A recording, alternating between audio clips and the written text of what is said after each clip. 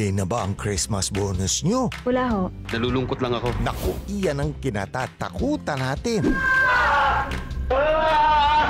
Baka dapat nang kausapin si boss? I see. Hindi ko maintindihan kung bakit kailangan kilalanin niyo pa ako para lang mapirmahan ito. Sabihin nyo, naghihintay na ang bills. Ikaw magbabayad ka ng utang mo!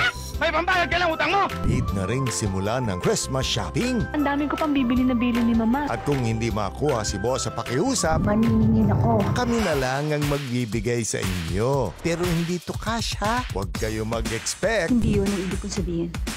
Mas masaya ang ibibigay namin sa inyo. Libreng sine to. Kaya araw-araw para na rin kayong bumonus. Yayain nyo pa si boss manood ng Takilya Throwback. Everyday dito lang sa iHeart Movies. Experience all the feels.